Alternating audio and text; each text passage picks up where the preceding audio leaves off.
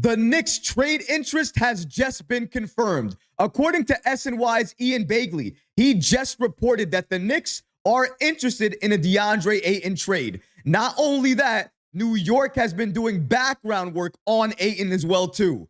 We're going to break down these latest reports and so much more today. If you're not already subscribed to the channel, go ahead and hit that subscribe button now. And make sure you have notifications turned on so you don't miss a second of the new content. And now, let's get started.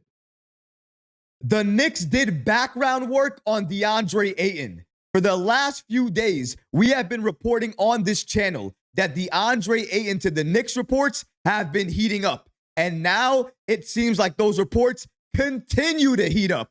According to SNY's Ian Begley, not only are the Knicks interested in Deandre Ayton, they went as far as to do background work on him. Let's break down these latest reports from Begley and what he says about the Knicks' interest in Deandre Ayton. According to Ian Begley, regarding trade targets he would add to the list for the Knicks, he stated the following: "I'll add Ayton to the list because the Knicks have had interest in him and have done background work on him in the past." Ayton averaged 22.7 points and 12.5 rebounds, 3.6 offensive in 18 games played after the All-Star break last season. He shot 58% from the field during that stretch as well too, and has playoff/NBA Finals experience. Begley was quick to note the following point though: "I'm not saying here that the Knicks have spoken to the Blazers about Ayton, so please don't suggest that they have. Based on skill set and only skill set, I can understand why the Knicks would be interested in Deandre Ayton. But the only problem is he is making $34 million next season. In order for the Knicks to be able to get him on this roster, we would have to gut our team. The Knicks didn't build this roster just to gut it for a player like Deandre Ayton. And not only is his contract large, he has attitude problems, and even though he likely can work through them and will become a better player maybe in the next few years, I do not want the Knicks to have to go through that with Ayton as he grows through those situations. Because in my opinion, there are better options out there, cheaper options out there, options that complement our team much better than Deandre Ayton. I'm not sure why the Knicks have interest in him. I have no idea what type of background work they did on him. Maybe they checked to see if he would be a good fit on this roster. And again, skill set wise, experience wise, he would be. But other than that, there's a lot of negatives to adding Deandre Ayton to this team. I also want to mention, even though the Knicks haven't had a discussion with the Blazers regarding Ayton, you notice how he didn't mention the other center that the Blazers have, right? We're talking about Robert Williams III. And according to Begley, he would also put Robert Williams III on the list of potential trade targets for the Knicks to look at come the trade deadline. And the main reason why, it's because Portland has two starting caliber centers, Williams and Deandre Ayton. And after drafting big man Donovan Clingan at number 7 in the 2024 NBA draft, we don't know exactly how the Blazers feel about their situation at center. We know that the Houston Rockets are a big fan of Robert Williams III, obviously because of Ime Udoka being a big fan of Williams during their time together in Boston. With the Rockets already having Sengun, Adams, and Landale on the roster, there's likely no room for Williams in Houston. But if he is made available come the trade deadline, I can see the Knicks targeting Williams and going after him, but only if he has a good season and his trade value is extremely low. Because I've said it before and I'll say it again.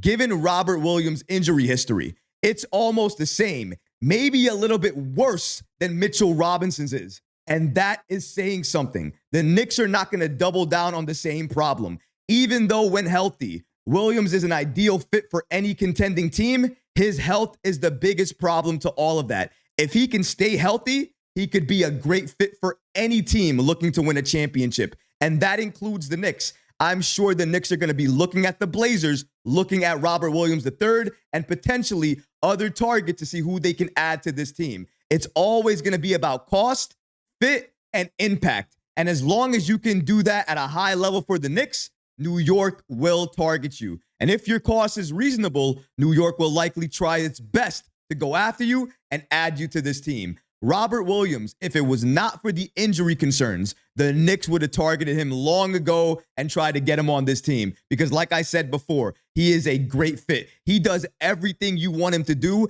as a modern day big. He can shoot, he can rebound, he can block shots. His defense is sensational when healthy. And that's why Tom Thibodeau would absolutely love to have him on this team if he were healthy. But because it's a but if he's going to be healthy or not, that's the main reason why I feel New York and Leon Rose will not add him to this team. But you might be asking yourself, if the Knicks are not going to add any of these centers from the Blazers to the roster, then why are there so many consistent reports coming out about the Knicks being interested in potential trades for Robert Williams III or Deandre Ayton or Jonas Valanciunas or all of these other guys, when in reality, we know there are really one or two ideal targets the Knicks should really go after and add to this team. The reason the Knicks are doing this is because likely they want to put pressure on the real teams they want to do trades with.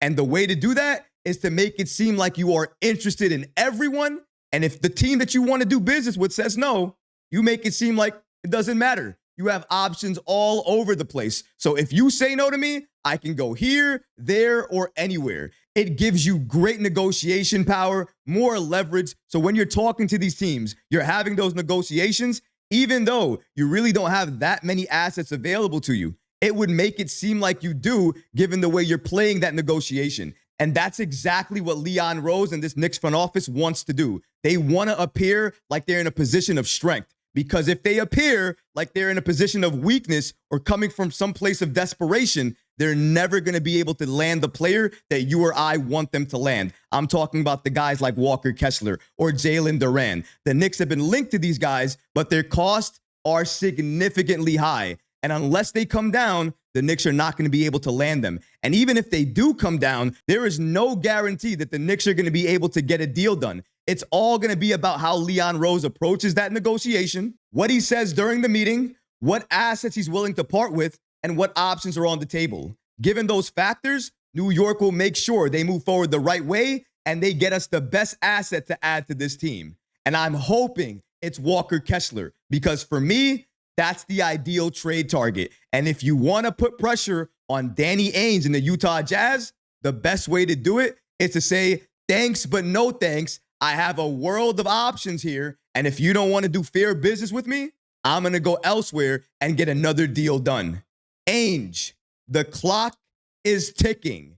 Either do fair business with the Knicks or lose an opportunity to get one of the best offers that are going to be available on the table. Now, some people may think Deuce McBride and these protected first-round picks are not the greatest offer.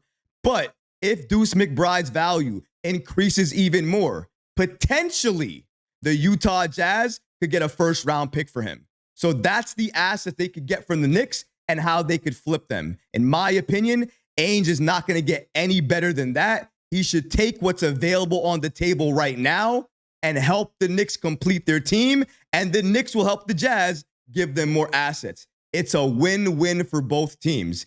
Ainge may not see it now, but come the trade deadline, Leon Rose will make sure he understands that Kessler needs to join our roster.